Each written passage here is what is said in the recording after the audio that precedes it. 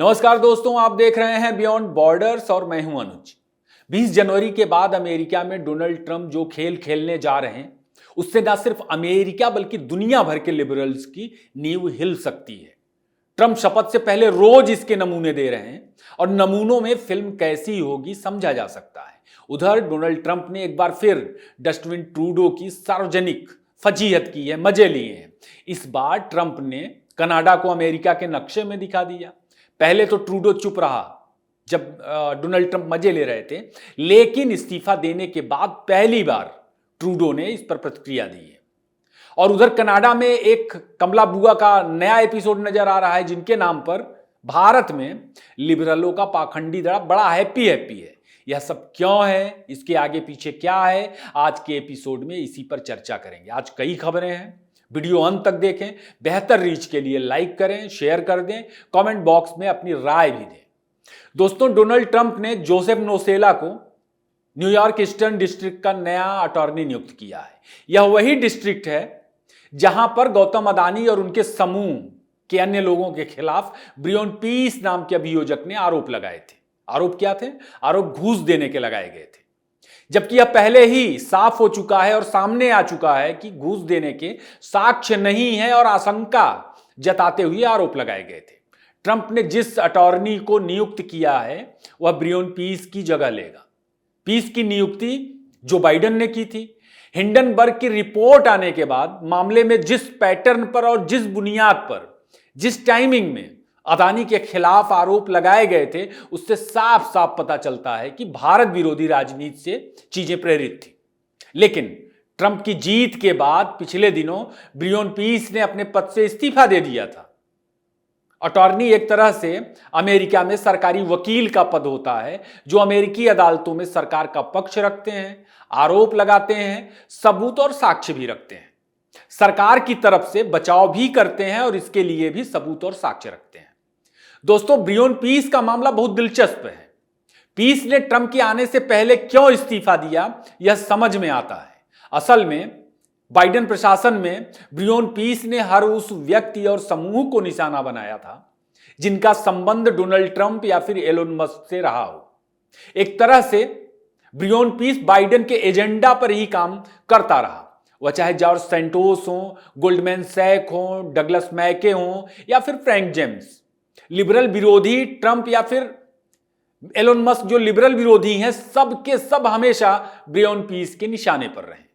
Piece के इस्तीफे के बाद कहा गया कि ट्रंप की वजह से उसने इस्तीफा दिया, क्योंकि 20 जनवरी को शपथ लेते ही डोनाल्ड ट्रंप उसे हटा देते। यानी अब गौतम अदानी और अदानी समूह के खिलाफ जो मामले हैं न्यूयॉर्क की कोर्ट में, उसमें ट्रंप की तरफ से नियुक्त नया अटॉर्नी अभियोजक काम करेगा। अब अदानी राजनीतिक घृणा से बच सकते हैं, बचने की उम्मीद कर सकते हैं कि भेदभाव नहीं होगा।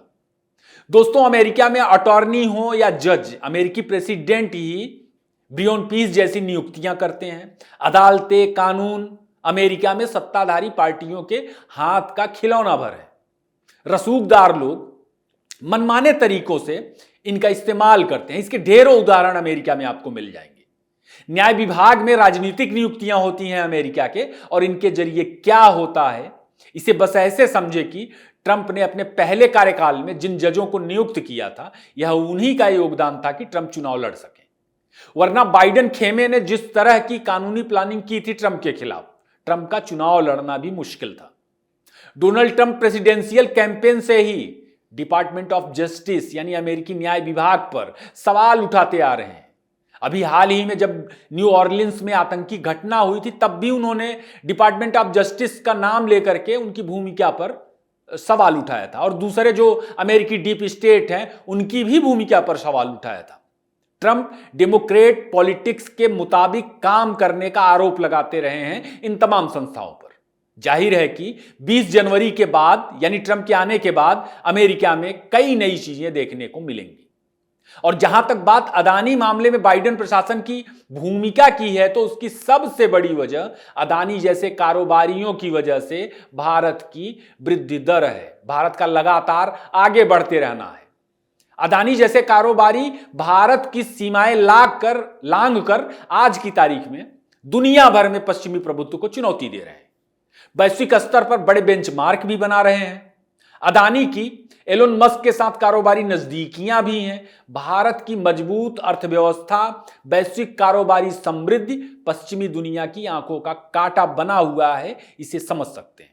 खैर, बिजनेस एक्सपर्ट्स उम्मीद जता रहे हैं कि ट्रंप के कार्यकाल में भारत अमेरिका के कारोबारी रिश्ते और बेहतर और ज्यादा मजबूत होने की संभावनाएं हैं। हालांकि टैरिफ चिंताओं की आशंका भी सामने आ रही है। पिछले हफ्ते भारत के ट्रेड मिनिस्टर पीयूष गोयल ने भी ट्रंप प्रशासन के साथ भारत के और ज्यादा और मजबूत और टिकाऊ और गहरे कारोबारी रिश्तों की उम्मीद जताई थी। चीजें देखना है कि कैसी होंगी।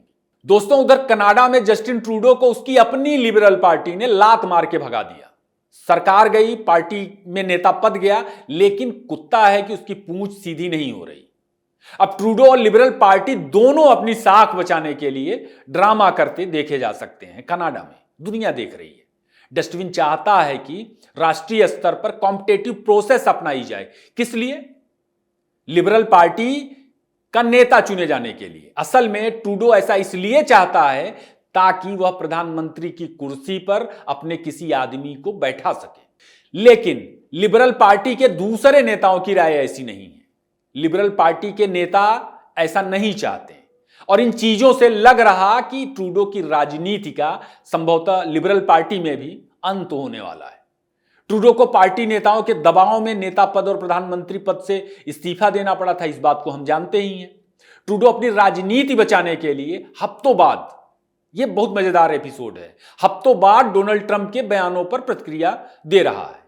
अभी डोनाल्ड ट्रंप ने एक बयान दिया था जिस पर ट्रूडो ने कहा है कि यह नामुमकिन है कि कनाडा अमेरिका का 51वां राज्य बने। असल में डोनाल्ड ट्रंप ने एक बार फिर अमेरिका के नक्शे में कनाडा को दिखाते हुए जस्टिन ट्रूडो के मजे लिए हैं। जस्टिन ट्रूडो के इस्तीफे के बाद जिस पर ट्रूडो की प्रतिक्रिया आई है। ट्रंप लगातार इस तरह से सार्वजनिक रूप से ना जाने कितनी मर्तबा जस्टिन के मजे ले चुके हैं, लेकिन अब तक जस्टिन ट्रूडो चुप था। अब ट्रूडो की प्रतिक्रिया पर उसे कनाडा के विपक्षी नेता भी कोस रहे हैं कि यह पाखंड और यह दिखावा तुम क्यों कर रहे हो। कनाडा में दोस्तों ट्रूडो की हालत एक डॉगी से भी बदतर हो चुकी है। यह गति उसी ट्रूडो की है जो बाइडेन के इशारे पर भारत को बर्बाद करने, मोदी को बर्बाद कर कनाडा की अर्थव्यवस्था और अपनी राजनीति बचाने निकला था। आज खुद दुर्गति का शिकार है। कनाडा में जस्टिन ट्रूडो के जाने के बाद जश्न का माहौल किस तरह है, उसके नमूने कुछ आप सोशल मीडिया पर जो वायरल हैं स्क्रीन पर देख सकते हैं। दोस्तों, कनाडा में क्या माहौल है, ट्रूडो को इस्तीफा क्यों और कैसे, किन हालात में देना पड़ा, उस पर बात होगी। मगर वहां लिबरल पार्टी का नया नेता बनाने के नाम पर जो एक नया रायता फैलाया जा रहा है और भारतीयों खासकर हिंदुओं को बहलाने फुसलाने की कोशिश हो रही है, पहले उसे भी समझ लेते हैं। ट्रूडो के जाने के बाद कनाडा की यह पिक्चर बोरिस जॉनसन के हटाए जाने के वक्त आपने हूबहू ब्रिटेन में देखी होगी। असल में ट्रूडो की जगह लिबरल पार्टी के 4 नेताओं की चर्चा हो रही है, जिसमें एक नाम अनीता आनंद का है। अनीता आनंद के पिता तमिल मूल से हैं और उनकी मां पंजाबी साइड से हैं। उनके बाप दादाओं का मोहनदास गांधी कनेक्शन भी है। बाकी अनीता आनंद लिबरल पार्टी के इतिहास में चुनी गई पहली हिंदू सांसद हैं और पहली कैबिनेट मिनिस्टर भी हैं। फिलहाल ट्रांसपोर्ट मिनिस्टर थी वे हैं जस्टिन ट्रूडो की सरकार में। पेशे से वकील हैं। दावेदारों में उनका भी नाम सामने आ रहा है, यानी उन्हें भी नेता चुना जा सकता है, यानी अनीता आनंद भी कनाडा की प्रधानमंत्री बनाई जा सकती हैं। हो सकता है ऐसा ही हो, लेकिन यह अनीता आनंद के नाम पर कनाडा में लिबरल पार्टी की नई हवाबाजी है। जैसे अमेरिका में कमला बुआ को लेकर के भारत में कुछ लोग माहौल बना रहे थे, अब अनीता आनंद के नाम को लेकर के भी भारत का लिबरल जमात मस्त हो गया है और कह रहा कि देखो देखो कनाडा में भारतीय प्रधानमंत्री बन रही है। अरे भैया, ट्रूडो की तरह भाड़ में जाए ऐसी भारतीय प्रधानमंत्री जो भारत के खिलाफ खालिस्तानी वहां पर तमाम चीजें करते रहे और वह चुप थी। आप कहेंगे यह सब क्यों हो रहा है? क्योंकि एनडीपी के सहयोग से अल्पमत सरकार को चलाने और भारत विरोधी प्रो खालिस्तानी रवैये की वजह से लिबरल पार्टी का जो पुराना चरित्र भी है उसने भारत का, दुनिया भर में फैले भारत के लोगों का और कनाडा में रह रहे भारतवंशियों का भरोसा खो दिया है। भारतवंशी अब लिबरल पार्टी में भरोसा नहीं करते हैं। लिबरल पार्टी चुनाव से पहले किसी भी सूरत में उसे वापस पाना चाहती है और इसी साल के आखिर में यानी अक्टूबर में चुनाव भी होने हैं। भारत में ट्रूडो की वजह से जो एंटी कनाडा माहौल बना है उसे भी लिबरल पार्टी दुरुस्त करना चाहती है।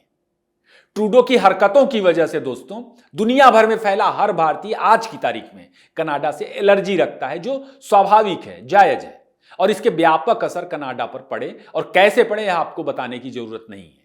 बस इसे एक उदाहरण से समझिए कि कनाडा की अर्थव्यवस्था में बाहर से आकर पढ़ाई करने वालों का बहुत बड़ा योगदान है और इसमें अकेले 40% करीब करीब हिस्सा भारतीय छात्रों का है। इसके अलावा अलग अलग सेक्टर में स्किल्ड और नॉन स्किल्ड भारतीय पेशेवर भी कनाडा की अर्थव्यवस्था को चलाते हैं, मदद देते हैं अपने श्रम का, अपनी मेधा का। भारत कनाडा के टॉप 10 ट्रेड पार्टनर में भी एक है। लेकिन किसान आंदोलन में कनाडा सरकार के भारत विरोधी रवैये और खालिस्तानी आतंकी निज्जर की हत्या के बाद जिस तरह से हत्या में भारत का नाम घसीटा गया और वहां हिंदुओं पर सिलसिलेवार हमले की घटनाएं हुई, उसकी वजह से तमाम चीजें खराब हुई, उस पर असर पड़ा। किस तरह, वो राम कहानी आपको बेहतर पता है। एक और बात दोस्तों, कनाडा में सिखों से ज्यादा दूसरे भारतवंशी हैं जो हिंदू, जैन, बौद्ध, ईसाई, पारसी वगैरह हैं। अकेले वहां रहने वाले हिंदुओं की संख्या ही बहुत ज्यादा है। खालिस्तान से सहानुभूति रखने वाले ज्यादातर सिख लिबरल पार्टी के वोटर नहीं हैं, बल्कि गुरमीत सिंह की एनडीपी के वोटर हैं। तो लिबरल पार्टी की कोशिश है कि अनीता आनंद के नाम के बहाने हिंदुओं को रिझाया जाए और इसी वजह से उनके नाम का सहारा लिया जा रहा है और उन्हें प्रधानमंत्री की रेस में बताया जा रहा है। जैसे बोरिस को हटाने के लिए ऋषि सुनक का नाम ब्रिटेन में आगे बढ़ाया गया, मगर किसी और को पीएम बनाया गया और बाद में फिर पीएम बदल करके ऋषि सुनक को लाया गया और फिर चुनाव हुए, हथघंटा काम नहीं आया और आज की तारीख में आप ब्रिटेन में स्टारमर को प्रधानमंत्री के रूप में देख सकते हैं। जो भी हो दोस्तों, अनीता आनंद के बहाने कनाडा जो करना चाहता है वह हूबहू ब्रिटेन जैसी ही नजर आ रही है, जो मुझे लगता है कि कामयाब नहीं होगा। अनीता को प्रधानमंत्री बनाएं या ना बनाएं, लिबरल पार्टी का जाना कनाडा से तय है। खैर, कनाडा में अनीता आनंद का नाम जिन 4 लोगों के साथ चर्चा में है उनमें क्रिस्टिया फ्रीलैंड हैं, जिन्होंने हाल ही में ट्रूडो की सार्वजनिक फजीहत करते हुए उसके मुंह पर इस्तीफा मारा था। पूर्व बैंकर मार्क कार्नी का नाम भी शामिल है। कनाडा की विदेश मंत्री मेलानी जोली का नाम भी दावेदारों में सामने आ रहा है। तो 9 साल से कुर्सी पर कोबरा की तरह कब्जा जमा के बैठे डस्टबिन ट्रूडो की राजनीति बर्बाद होने में दोस्तों भारत का एक बहुत बड़ा फैक्टर है और यह उड़ता तीर किसी और ने नहीं, खुद डस्टबिन ट्रूडो ने लिया था। वह किसी को दोष नहीं दे सकता, मगर भारत से ज्यादा दूसरी चीजें भी अहम रही। डस्टबिन पिता की विरासत लेकर राजनीति में आया। उसके पिता यानी पियरे ट्रूडो भी कनाडा में प्रधानमंत्री रहे। डस्टबिन एनडीपी का सहयोग लेकर के सरकार चला रहा था। उसकी सरकार अल्पमत में थी, अभी भी है। कोविड के बाद चीजों को हैंडल ही नहीं कर पाया। कनाडा की अर्थव्यवस्था चरमरा गई। कनाडा की जो जीडीपी लगभग अमेरिका के बराबर थी वह ढह गई। कनाडाई डॉलर की वैल्यू भी गिर गई। खालिस्तानी और दुनिया भर के एक्सट्रीमिस्ट के अपराध से, नशे के मकड़जाल से कनाडाई त्रस्त हो गए। लोग महंगाई, बेकारी से हांफने लगे और इसी मौके का फायदा एनडीपी ने उठाया। इसी मौके का फायदा बाइडेन प्रशासन ने उठाया और डस्टबिन ट्रूडो भारत विरोधी एजेंडा चलाने लगा। बावजूद कि खालिस्तानी तुष्टीकरण में हमेशा से भारत विरोधी ही रहा है, मगर उस तरह नहीं जैसा कि कोविड के बाद पिछले कुछ महीनों में देखने को मिला है कनाडा में। चूंकि चीजें खराब हो गई थी, सारी गंदगी एक साथ सतह पर आ गई और उस पर दुनिया भर के साथ ही कनाडा में भी जबरदस्त बहस होने लगी। कनाडा में दुनिया भर के अपराधी और खूंखार आतंकियों को शरण दी गई। वहां निज्जर जैसे खालिस्तानी तो हैं ही, खालिस्तानियों की जान के दुश्मन गोल्डी बरार और लॉरेंस बिश्नोई का गैंग भी वही है। इनके तार अमेरिका में भी जुड़े हैं। यहूदियों की सामूहिक हत्या करने वाले, उनके खिलाफ अपराधों में शामिल तमाम अपराधी भी कनाडा के नागरिक बनकर के रहते हुए पाए गए हैं। पेरिस में यहूदियों की हत्या करने वाला हसन दाइब भी कनाडा में एक प्रोफेसर के रूप में काम कर रहा था, जिसकी हाल ही में एलोन मस्क ने यह मुद्दा उठाया था। दुनिया भर के आतंकियों को शरण देने के ढेरों उदाहरण दोस्तों कनाडा में मिल जाएंगे। लेकिन कोड़ में खाज यह हुआ कि ट्रंप चुनाव जीतते ही कनाडा, मैक्सिको आदि को अमेरिका में अपराधी एलिमेंट का आरोप लगाते हुए भारी टैरिफ लगाने की धमकियां देने लगे। ट्रूडो भागा भागा ट्रंप को साधने पहुंचा। वहां क्या हुआ आपको मालूम है। ट्रंप ने जस्टिन ट्रूडो से कहा कि कनाडा को अमेरिका का 51वां राज्य बना दो और तुम उसके गवर्नर बन जाओ। मैक्सिको के लिए भी ऐसा कहा गया, लेकिन ट्रूडो ने कनाडा की संप्रभुता पर कुछ भी नहीं बोला, जिसे कनाडा में विपक्ष के लोगों ने मुद्दा बना दिया। लिबरल पार्टी सर्वे में भी पीछे थी। अपनी राजनीति बचाने के लिए लिबरल पार्टी के नेताओं ने फिलहाल सारा ठीकरा ट्रूडो के माथे मढ़ दिया, जिसकी वजह से ट्रूडो को इस्तीफा देना पड़ा है, क्योंकि पार्टी में ट्रूडो के विरोध में कई सारे इस्तीफे हुए। बाइडेन की विदाई के बाद ट्रूडो की भी विदाई हो गई चुनाव से पहले, और लिबरल पार्टी की भी विदाई होगी चुनाव में। बाकी भारत वहीं है, मोदी वहीं है, जयशंकर वहीं है, डोभाल वहीं है, और अमेरिकी एनएसए ने डोभाल से दिल्ली में मुलाकात भी की है। तो ट्रूडो की कहानी का सबक यही है कि दूसरों के लिए गड्ढा खोदने वाले खुद ही गड्ढे में गिर जाते हैं। एक भूल सुधार है दोस्तों, पिछले एपिसोड में हमने लिबरल पार्टी को लेबर पार्टी बोल दिया था, आपने ध्यान दिलाया। हमने वीडियो डाउन करके उस जरूरी कहानी को आज के एपिसोड में फिर से शामिल किया है। आप ऐसे ही अपनी राय देते रहें जो हमारे लिए मायने रखती है। आज के लिए बस इतना ही। आपने इतना वक्त दिया, आपका बहुत बहुत धन्यवाद।